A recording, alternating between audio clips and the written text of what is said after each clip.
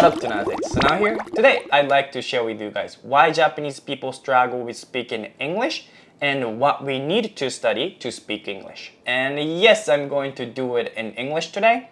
I don't know why, don't ask me. I just felt like it. Anyway, first of all, even though we start learning English from middle school, probably these days from even elementary school, why do we struggle with speaking English? By understanding the reasons why we struggle with speaking English, you can see what's missing in your learning and also what you should focus on. So today, let's go through those reasons with me. Let's dive in.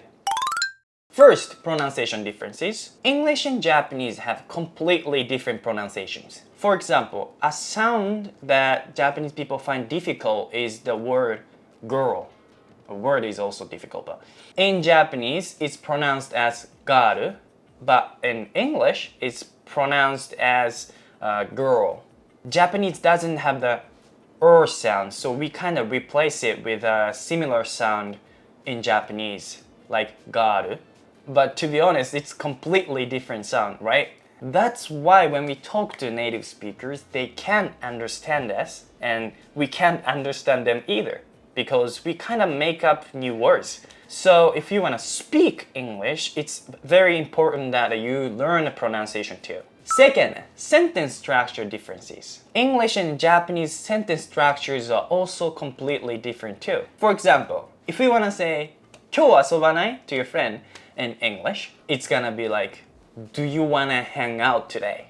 Do you want to hang out today? But if you just memorize English words and replace the Japanese words directly, 今日遊ばない is gonna be today hang out, right? It's like super unnatural sentence in English. So when we speak English, we always kind of have to restructure our Japanese sentences. That's why we get confused a lot when we try to speak English, because we always have to restructure our Japanese sentences. So to speak English, you need to structure sentences in English, not like, structure sentences in Japanese and translate. If you do that, you just speak super slowly and get confused a lot. Actually, there are basically 5 core patterns for structuring English sentences. And you structure your sentences by adding information to those patterns. So once you get that, it's not that too difficult to, build English sentences. I'll give you an example so you can practice with it. For example, I run. 私は走る. If you want to add information to this sentence, you just add information after this sentence. I run every morning. And again, if you want to add more information to this sentence, you add after this sentence. For example, I run every morning with my friends, like that. So this kind of practice helps you to get used to structuring English sentences. So please try it. Third, you can't translate words directly sometimes. For example, the word can is commonly known to mean できる, but actually it's used many more ways. It can happen. それは起こりうる. You can use my car. 僕の車を使っていいよ. Can you help me? 手伝ってくれる? 助けてくれる? So can doesn't mean always できる, right? It's only one of the meanings, right? So if you don't understand the core image of can, it can be very confusing. So instead of just memorizing the meaning of English words, try to understand the core image. For example, the core image of can is a possibility. It can happen, there is a possibility. And you can use my car is like there is a possibility that you can use my car. Can you help me? Is like asking someone the possibility to help me, right? So don't just memorize the meaning of English words, try to understand the core image. Fourth, expression differences. This is kind of similar to number 3. English and Japanese express things differently sometimes. For example, how do you say 君のお母さんによろしく伝えて in English? I'll give you 3 seconds to think about it. 3, 2, 1. There are many ways to say, but I'd probably say hello to your mom for me.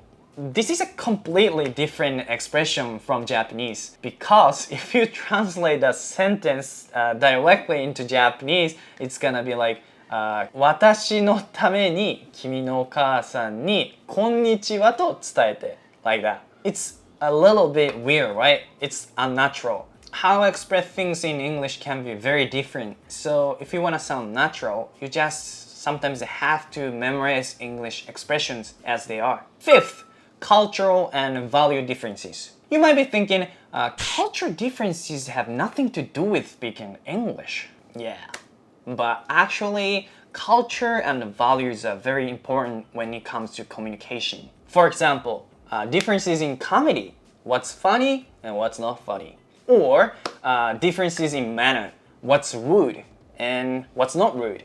When communicating with others, these cultural factors are as important as language, probably even more important than language. You have to learn those things through experience by, having actual conversations or even by just watching English TV shows or movies. But you can't just learn it, you have to experience by yourself. Sixth, communication style differences. Conversation is about communication, right?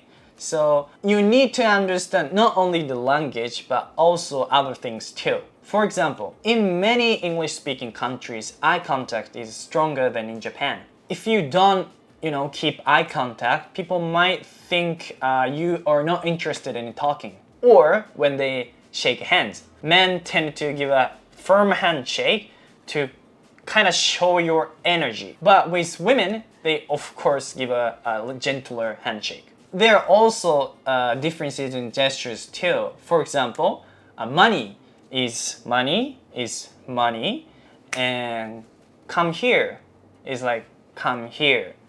And いいえ is like this means stink in English-speaking countries. So some hand signs can have very different meanings across cultures.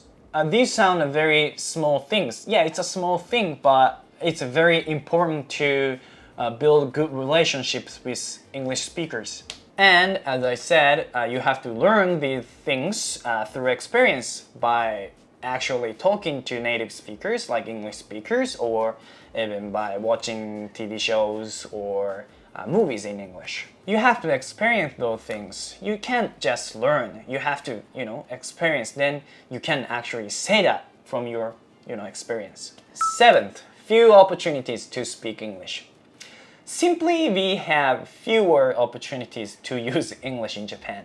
Because in some European countries, even though their native language isn't English, they broadcast TV shows in English. Because they don't have much content, in their own languages. But yeah, still, they broadcast TV shows in English sometimes. And also, neighboring countries speak different languages sometimes, so they use English as a common language. So compared to Japanese people, they have many more opportunities to practice or use or speak English in everyday life. But we don't have those opportunities, so we have to create our own opportunities to speak English. How can we do that? These days, we can have English conversations online. Personally, I recommend online English lessons, but if you want to keep it free, you can also use language exchange apps. But I think paying around 1,000 yen to 1,500 yen for an online lesson is worth it, but that's up to you. That's the 7 reasons why we Japanese struggle with speaking English. I hope it was helpful for you guys, and before we finish this video, I'd like to make an announcement. I've created a course. You can learn everything that I talked about today from number 1 to number 4. The reason why I created this course is because I've been getting a lot of questions like there are a bunch of English learning resources out there and I don't know where to start. So I wanted to create a course that covers all the basics of speaking English skills like 英会話. I've poured my 4.5 years of knowledge as an English influencer and all my time over the past 6 months into this course. Also, amazing, experienced professional native English teacher helped me a lot to make this course, so I'm pretty confident about the content of the course. So if you're wondering how to start learning speaking English, this is the right course for you. You can find the link in the description below, so if you are interested, please check it out. I'll see you there. Alright, thanks for watching. I'll see you guys in my next video. Bye, tuners.